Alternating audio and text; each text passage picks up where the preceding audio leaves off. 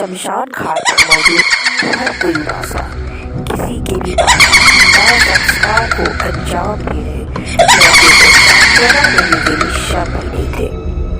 15 साल का मोहित अपने पिता की चिता को अग्नि देते हुए शमशान में बेहद उदास और अपनी किस्मत को धुतकार रहा था। उसकी आंखों से झरझर आंसू बह रहे थे। चिता के उठते हुए धुएं के साथ ऐसा लग रहा था मानो उस बच्चे का बचपन ही खत्म हो गया।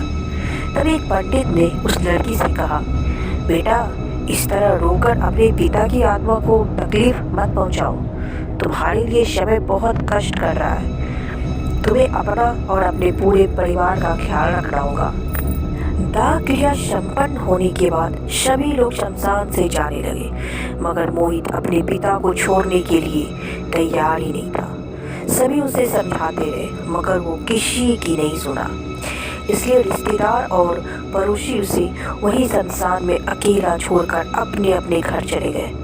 वह शमशान में अपने पिता की चिता ठंडी होते देख रहा था और बोला, क्यों चले गए आप मुझे छोड़कर?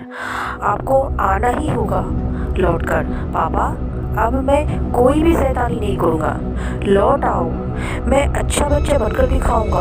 वो रोते हुए बोल रहा था। धीरे धीरे शाम हो चुकी थी। चिता की आग अब बिल्कुल ठंडी हो गई थी। मोहित अभी भी वहीं बैठा हुआ था। तभी उसे अपने पीछे किसी के होने का एहसास हुआ। उसने डरते हुए पीछे मुड़कर देखा तो एक अघोरी वहां खड़ा था। उसकी अजीब सी वेशभूषा देखकर उस बच्चे को भय लगने लगा। वो अघोरी मोहित के पास आकर बोला, डर मत बच्चे, भोले बाबा ने मुझे तेरी सहायता के लिए भेजा है। तभी मोहित कहता है, मेरी सहायता के लिए? अघोरी कहता, हाँ, ईश्वर का विधान इतना कठोर नहीं हो सकता कि इतने छोटे से बच्चे से उसके पिता का छत छीन ले। वो लौट कर वापस आएंगे। मोहित कहता है, क्या सच में वो लौट कर आएंगे? तभी तांत्रिक कहता है, क्या तुमको मुझ पर यकीन नहीं है? खैर कोई बात नहीं, मैं जाता हूँ। कहते हुए अघोरी वहाँ से जाने लगा। तो मोहित ने उसे जाने से रोक दिया। जैसे ही मोहित ने उसे रोका, अघोरी की आंखों में चमक आ गई। फिर मोहित कहता है, बाबा, अब आपका ही सहारा है, मेरे पिता को वापस ले आओ। अघोरी कहता है, ये राज किसी को भी मत बताना कि हम दोनों मिले थे। आज दिन के बाद आने वाली अमावस्या को हम यहीं मिलेंगे। मुझे तेरे पिता का कपाल और तेरे सर का बाल चाहिए। अघोरी की बातों में आकर मोहित ने अपने सर का बाल और अपने पिता का कपाल उसे सौंप दिया।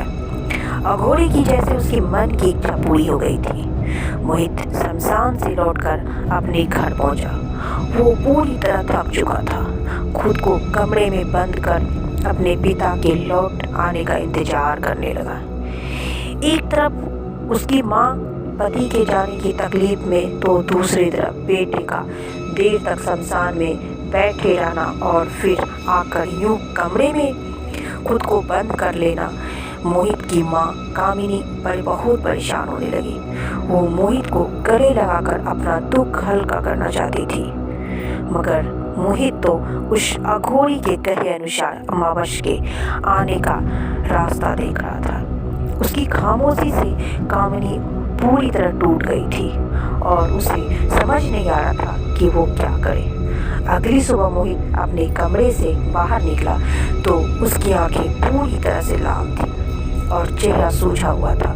उसकी हालत देखकर कामिनी का हृदय पसीज गया। उसके पास कोई शब्द ही नहीं थे।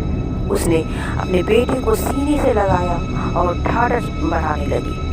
कहती है, मैं जानती हूँ बेटा, तेरे पिता के चले जाने के बाद सब कुछ बिखर गया, मगर अब हमें ही उसे समेटना होगा। हम दोनों ही अब एक दूसरे का सहारा है। ये कहते हुए उन्होंने मोहित को नाश्ता लगाया। तो मोहित इस तरह से नाश्ता करने लगा मानो परसों से भूखा हो। माँ पूरी उतार कर उसे दे रही थी। उसने ढेर सारी पूरी सब्जी खा ली, यहाँ तक कि रिश्तेदारों के लिए भी कुछ नहीं छोड़ा। एक छोटे से बच्चे को इतना सारा भोजन करते देख सभी आश्चर्यचकित थे। तभी मोहित का छोटा भाई बॉल खेलता हुआ उसके पास पहुंचा तो उसे देखकर उसकी आंखों में बहसीपन आ गए। उसने गुस्से में आकर उसका सिर दीवार से दे मारा।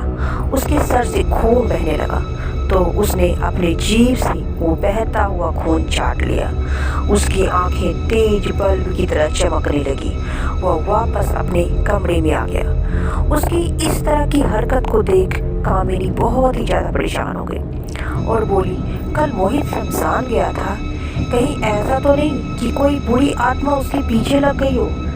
घबरा कर कामिनी ने घर पर पंडित जी को बुलाया। जब पंडित जी को ये सारी बातें पता चली तो वो हैरान हो गया और बोले, छोटे बच्चे को शमशान ले जाते वक्त हम सुरक्षा का पूरी व्यवस्था करते हैं।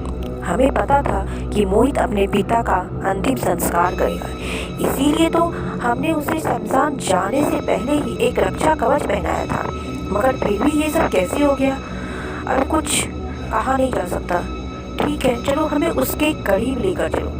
तभी कामिनी ने पंडित जी को मोहित के कमरे में ले गई तो वो वहाँ का नज़ारा देखकर हैरान हो गए। मोहित कमरे की दीवार पर उल्टा लटका हुआ था।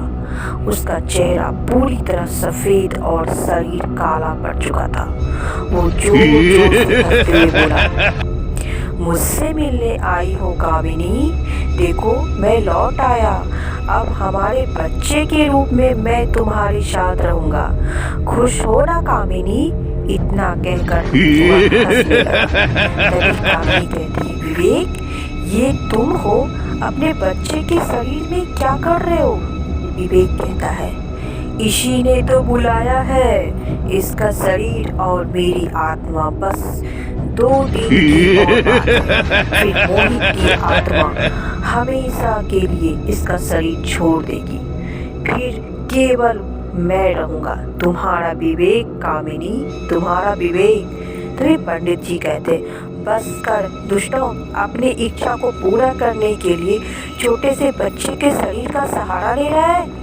कहते हैं पंडित जी ने कुछ मंत्र पढ़े और उसके हाथों में एक काली तिल आ गई। उन्होंने जैसे ही मोहित के शरीर पर उस काली तिल को डाला, मोहित बेहोश हो गया।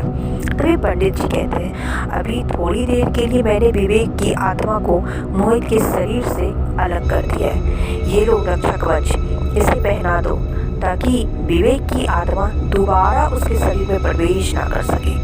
हमें अब इसके होश में आने के बाद ही पता चलेगा कि आखिर माजरा क्या है। इसका ख्याल रखना। तभी कामिनी कहती है, नहीं, ये मामला कुछ और ही है। मेरा विवेक मोहित के साथ गलत नहीं सोच सकता। पंडित जी कहते हैं, ये तो वक्त आने के बाद ही पता चलेगा।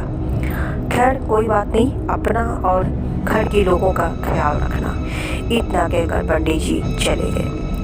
उसके बाद 8 से 10 घंटे में जैसे ही मोहित को होश आया, कामिनी जी ने पंडित जी को खबर कर दी। पंडित जी अपने साथ कुछ पूजा का सामान लेकर आए। उन्होंने पूजा की सामग्री से एक चौक बनाया और उसके भीतर मोहित को बिठाकर पूजा शुरू कर दी। जैसे ही पूजा हो रही थी, मोहित जोर जोर से चीख रहा था। कुछ देर के बाद जैसे ही पूजा खत्म हुई, मोहित शांत हो गया। पंडित जी पूछते हैं, बता बेटा, ये सब तेरे साथ क्यों हो रहा है? कुछ पता है तुझे इन सब के बारे में? कहीं तेरा पैर किसी चीज पर, या फिर तेरे शरीर का बाल, या फिर तेरी शरीर की चमड़ी किसी ने ली हो? पंडित जी की बात सुनकर मोहित का चेहरा सफ़ेद हो गया। उसे अब उस अघोरी की बात याद आ गई, मगर वो पंडित जी को अघोरी के बारे में कुछ भी नहीं बताना चाहता था। मुझे कुछ भी नहीं पता है कि मेरे साथ क्या हो रहा है। तभी पंडित जी कहते हैं, बेटा अच्छी तरह से ध्यान कर ले, आज अमावस्या है। यदि आज की रात बीत गई तो फिर इस बुरी शक्ति को काबू करना मुश्किल होगा। तभी मोहित ने कहा, क्या आज अमावस्या है? मुझे जाना होगा। पंडित जी कहते, कहाँ जाना है तुम्हें? मगर मोहित ने किसी भी बात का जवाब नहीं दिया और अपने पैरों से सुरक्षा कवच को मिटाते हुए शमशान की ओर भागा चला गया। कामिनी और पंडित जी भी उसके पीछे शमशान तक आ गए। वह अघोरी पहले से ही मोहित का इंतजार कर रहा था। तभी अघोरी कहता है, मुझे विश्वास था कि तुम जरूर आओगे। आओ बेटा, पूजा में इसी जगह तुमने अपने पिता का अंतिम दिन विदाई दी थी ना। इसी राख से तुम्हारे पिता का नया जीवन दान मिलेगा। कहते हुए अघोरी ने एक नींबू के 4 टुकड़े किए और मंत्रों का जप करते हुए चारों दिशा में फेंक दिया।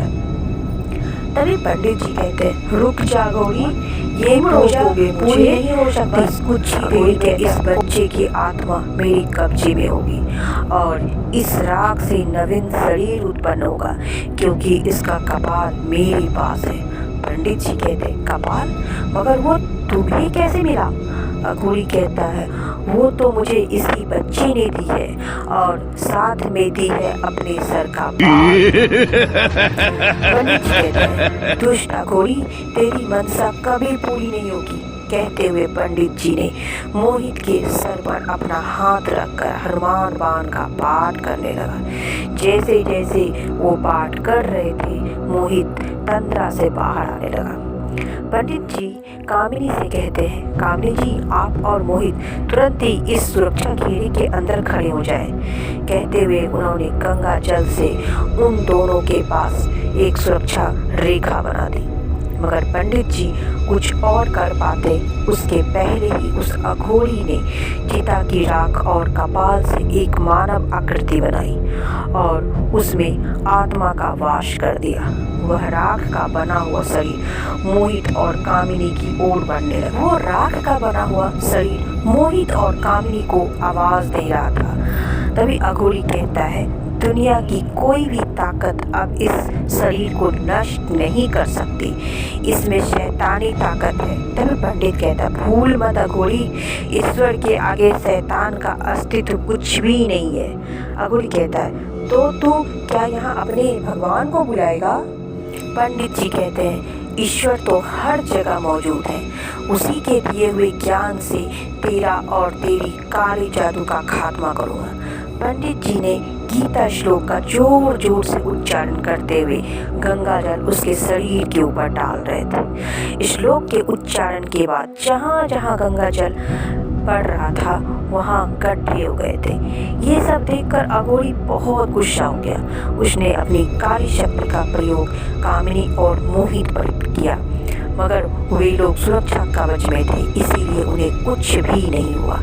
कुछ पल के लिए पंडित जी का ध्यान परिवर्तित हो गया था, मगर फिर भी पूरा का पूरा गंगा जल उस आत्मा के शरीर पर डाल दिया और वो शरीर भस्म हो गया।